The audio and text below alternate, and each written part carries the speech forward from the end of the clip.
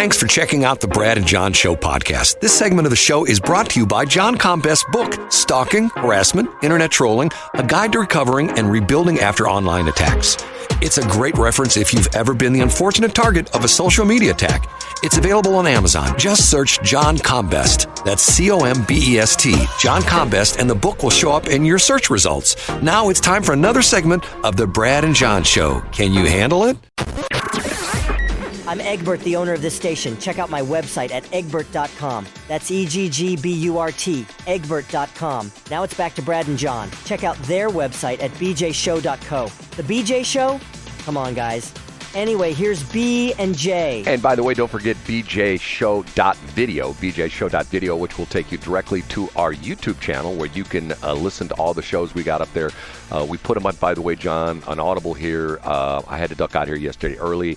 Yesterday's show is up now. I put it up this morning. Oh, it is? Yeah, okay, so yesterday's show is up this morning. Usually folks who follow me on Twitter know that usually in the morning I tweet out a link to the YouTube one. I didn't do that yesterday. Right. And by the way, Brad, I added this morning a brand new playlist on our YouTube channel thanks to a comment that we got on Twitter asking about where folks can find campaign ads. I've started a brand new playlist called 2024 Campaign Commercials.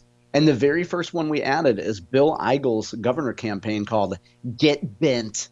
So you can find that by going to our YouTube page. I got to ask you about that, but let me remind me to come back to that Sure. what you just talked about. But let me talk about the Tim Fitch thing. Okay, I wasn't listening intently to the interview. I was doing something else at the time. I was listening to Mark Reardon in 97.1, and I didn't hear the entire story, but they were referencing what was it? Was it Columbia University in New York City, where all the people that got arrested for trespassing, with the exception, I think, one or two, all the charges were dropped. There was one guy who actually was charged because there was video of him punching the janitor or some crazy weird stuff like that, but everybody else got dropped, okay?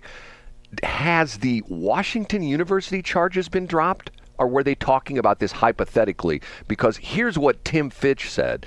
Tim Fitch said that if he were the chief of police in St. Louis County, because once again, when they had the protests at Washington University last month, that was last month, wasn't it? Wasn't it in May, or was it earlier this month? I think it was April, actually. Okay, whenever it was.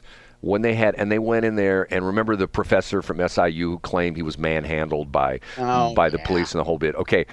He said that it sounded like they almost had dropped the charges. Maybe he was talking hypothetically. He said that if he were the chief of police, he would tell Washington University, I'm not your bouncer. I'm not kicking these people off campus and pressing charges and then have the charges dropped. If we come in to arrest people, we want them prosecuted, okay? That's a great point, yeah. Now, has that happened? Do you know if those... I don't know. I haven't seen an update on that in a while. I know that there was a piece, I linked to a piece, I believe it was maybe over the weekend, maybe Saturday morning, about WashU and the complaints about the administration, but I didn't see anything about the charges being dropped. Okay. Stepping back where I'm remembering this stuff right now. Okay, you referenced just what you talked about, the thing with we're putting the political ads on our bjshow.video channel, which is our YouTube channel. Okay. Yep. My question to you is, this person who requested this, the Missourian, is that the Washington Missourian or the Columbia Missourian? No, it's neither. It's a gentleman who, I don't know if he wants his name out there, but he's a gentleman who's a conservative. I think he would identify as a Republican. Yeah, it's just a Twitter handle. So it's like how it's not the official publication. Who was the guy that you thought was actually real? The spam account. I think that was President Trump, wasn't it? Wasn't that the? No, not Antonio Banderas, but it was some kind of a ethnic fellow. I don't know. But anyway, no, it's just the Missourian is just a Twitter handle for this gentleman. Okay, so he's not the paper then. So he's a person, correct? Yeah, okay. It's not the Washington Missourian. They have their own Twitter account. And you probably know exactly who he is, but you're not telling as usual, correct? Well, I don't know. I don't know. I think if the gentleman wants his name out there, I'll message him and see if he wants his name out there. Which leads me to ask, why do people have these crazy anonymous Twitter accounts? You know what I mean? If you're gonna speak your mind and say who you are. You know what I'm saying? I get exactly what you're saying. So, Brad, in my book, Stalking, Harassment, Internet Trolling, The Guide to Recovering and Rebuilding After Online Attacks, I talk about anonymous Twitter accounts and how many times cowards use them simply to attack or to harass people. I also think that there's a group of people, which has nothing to do with politics, who want to use a pseudonym because they fear that having their political views or their religious views out in the public eye might make them the target of their company's HR department, fellow coworkers. They feel that their employment and their livelihood could be at risk if they associate their name with certain political beliefs, Brad. You know who I say that we blame those people, and you know who we should put the blame on? We should put the blame on our only president from Missouri, Harry S. Truman, who said, if you can't stand the heat, stay out of the kitchen. So in other words, fess up to who you are. Say it loud and proud. Don't put some goofy name out there. Oh, I'm the Missourian or something like that. I mean, come on. Tell us who you are so we could show up at your house, with Mary Elizabeth Coleman. With Mary Elizabeth Coleman. Right. And we can pick it in front of your house. And maybe if we protested somebody's house, we would be as lucky as to have a Mary Elizabeth come out. Right. Or her husband, Chris, come out with a Topo Chico. Which I didn't know existed until Mary Elizabeth talked about it. Right. And give us some sparkling water. Right. A little pour her on the rocks. Hey, can I have an olive with this? Yeah, sure. How about a lime and lemon? Yeah, no problem. Okay. And speaking of YouTube, Brad, while we're on the air here, because I generally try to have links up in the morning so that people can actually see them, I will go through this audio while I am on the air with you, and I will put links onto my website from the tardy YouTube postings. Which from yesterday? Yeah. So you can walk and chew bubble gum at the same time, is what you're telling me? Well, I'm gonna do my best. I hate having stuff up late, but I'm gonna do my best to get it up today. Well, John, I apologize because I had to skedaddle out of here. I know you, Brad. You had a ton of stuff to do yesterday. Yeah. I completely get it. And actually, some couple things that actually turned out to be somewhat successful, which is sort of interesting. Okay, another thing. I mentioned on Monday Jane Dueker. You put that into your Twitter post, and she said a couple nice things about the fact that I had mentioned her parents, and unfortunately they're both gone. Two wonderful people. I didn't realize the other woman was Jane Dueker's aunt because I was talking about the disco I used to work at back in the day, the distillery out at Barn and Lucerne, and it was Pat and Jack Ireland who are Jane Dueker's parents, and I didn't realize the other woman was Jane Dueker's sister and her husband, who at the time was the mayor of Baldwin. But she did confirm exactly what I talked about, that she said that on the average there's only 400 police officers on the streets of St. Louis, which is crazy when you think about that. Insanity. And what her point was, I heard her talk about this last week, that, the city's authorized for 1,300 police officers. There's only 800. And she went through the whole numbers talking about, well, there's X amount of them that are on permanent disability. There's X amount of them who are just burning their vacation, which, once again, I think is wrong.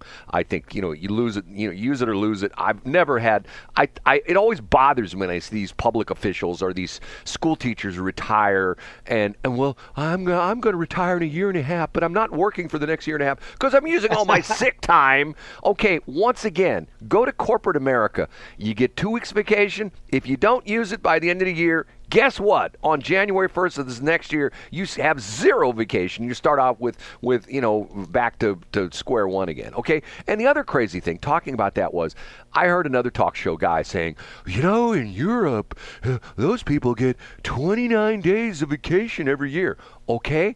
Can I tell you something right now? Yeah. If you get hired today as a state employee from the state of Missouri, guess how many days of vacation you get? How many? 29. Ooh, that's pretty good deal. Now, does that include Truman Day, Brad? Yeah, well, Truman, Juneteenth, all that kind of stuff. So in other words, they're talking about how great Europe is. I go like, we got it right here in the state of Missouri. You work for the state of Missouri. You get hired as a new employee. You get a month off already, and then as you go through the years, you get another week and another week and another week. You know what? See, I got this thing that runs on the radio station. It's Gary V talking about the Roman Empire. I know for a while there was the jokes about, what do men think about all the time? The Roman Empire. Remember that whole stupid meme that was going around? I do remember that, yeah. Okay, but he's got a point. You go and you look at why the Roman Empire failed. And once again, I heard a guy talking about this yesterday in one of the talk shows saying that one of the interesting aspects of the failure of the Roman Empire was they let their immigration laws go to hell, and anybody could show up and become part of the Roman Empire. And that was part of the downfall, that people came into the Roman Empire and they're going like, oh man, this is great. I don't have to work. Because the Roman Empire was for its time very sophisticated, okay? Very sophisticated, okay? And yet people weren't living, under cactus in the middle of the desert somewhere. You go back and look at the Colosseum and all this kind of stuff. But once again, it bothers me to see what's going on. And then, am I in a rant or what? And then I love it. Tuesday, I listened to Mike Rowe give, once again, a very inspired interview where he's talking about this exact same thing, talking about how the United States is in a terrible situation right now. I've talked about this before, to the point where, and even some of my friends that I know that work in Boeing, when I gave these numbers, they were like, that can't be right. Okay, in World War II, we ground out airplanes by the tens of thousands, okay?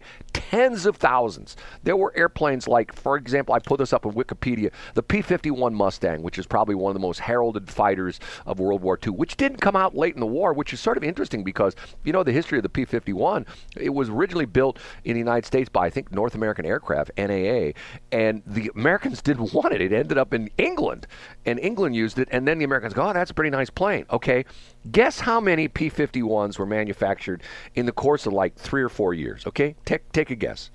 69. I believe it was 14,000 of them, okay? Okay, so let me pull this up and verify this.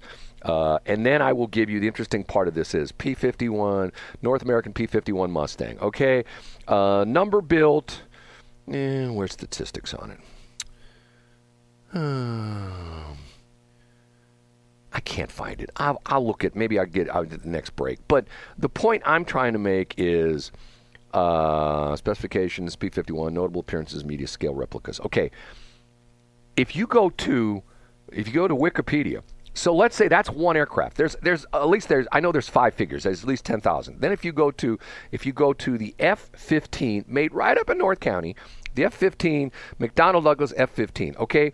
They started building it in 1972, okay? And they have been building it for 51 years. Guess how many F-15s have been built? No idea. 1,198, okay? Holy cow. That would be like 3 months production in World War II of like the P-51. Once again, it's been built since 1972, and there's only 1,200 of them out there. And the point that Mike Rowe was saying was that in World War II, we had this manufacturing base, and we instantly ramped it up. I told the story the other day about guys who were gun collectors. The 2 main guns that were used by the Americans in World War II were the M1 Garand and the M1 Carbine. Okay, when World War II happened, there were your typical manufacturers of firearms, but all of a sudden the government pressed all these different companies. IBM was making rifles. Saginaw steering division of General Motors was making rifles. And one of the most prized rifles, which was in limited production, was made by a company by the name of Rockola that made jukeboxes. And they changed their production from making jukeboxes in World War II to making rifles for the war effort. Okay, right now, if all of a sudden the you-know-what hit the fan, we don't have any manufacturing capability.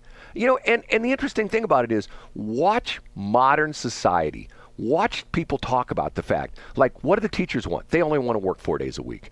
Like they talked about, like the thing that, some of these people talked about. Oh, since COVID, I don't want to go back to work. I don't want to go into the office. I want to work from home. Okay, guess what? The guys putting together GM vans and Chevy vans out in Wentzville, they can't do that from home. They have to show up from work, grab a wrench, put that nut on that rear brake caliper on that, van as it goes down the assembly line, And the problem is, most people, they don't want to do that. What's the problem nowadays? You can't get a guy to come out and fix your air conditioner because the air conditioner companies are all slammed because they're short of people, because nobody wants to learn how to work on air conditioners. You go to your car dealership and you have a problem with your car. Oh, it'll be 2 weeks, sir. Why is that? Well, we don't have enough mechanics.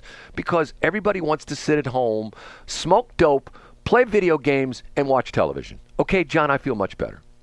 Well, and you know what? It's not always smoked dope. Now you can eat it, Brad, remember? Yeah, you can eat dope. You don't have to sprinkle it on your pancakes, as popularized by the Bill Lee book in the 1970s. Former Red Sox hurler Bill Lee said that he would sprinkle marijuana on his pancakes. However, now you can just eat it in edible form, Brad. Or you can go back and read some of the articles about the baseball players in the 70s, 80s, where between innings they would go in the clubhouse and do a couple lines of cocaine, right? I mean, Pittsburgh drug trials, I've done so many deep dives in that, Brad, in 1984, 1985. I think it was 85 was the trial. The number of players that were wrapped up in that. And, yeah, you had the Pittsburgh Pirates mascot was actually selling drugs to players during the game. Like, that's a pretty good gig if you're a mascot. Like, you can pull double duty, you know? And nobody's going to pat you down. A cop's not going to stop you and be like, hey, I need to see under that pirate hat. You got any contraband under there? The thing about that is, think about that for a minute. Think of the sting operation. If the police knew about that, they could grab the mascot, the guy in the mascot suit one day, and go, dude, we're putting you in jail for a day just to hold over. And then they put an undercover drug agent in the mascot costume. Yeah, oh yeah. I mean, he has like a body cam looking through all the holes, the eye holes and stuff like that. You know, it's terrific. And talking about nailing people. Okay. I feel much better, John. Did I go on one of my crazy weird rants? You did, yeah. And we'll take a look at the retention on YouTube once we get this up on YouTube, which will hopefully be today. We can take a look at the retention and we can see exactly where the P-51 production number dropped off, and then when people came back. I think when you said cocaine, I think people came back, Brad. Or when you said gummies, people, oh, he's talking about gummies. I love gummies. We're back. Back. Turn it up. We want to hear Right. He's talking about gummies again. Oh, what time does the marijuana store open until 9? Oh, I can't wait. Okay. Thanks for checking out the Brad and John Show podcast. This segment of the show is brought to you by John Combest's book, Stalking, Harassment, Internet Trolling, A Guide to Recovering and Rebuilding After Online Attacks. It's a great reference if you've ever been the unfortunate target of a social media attack. It's available on Amazon. Just search John Combest. That's Combest, John Combest, and the book will show up in your search results. Now it's time for another segment of the Brad and John Show. Can you handle it?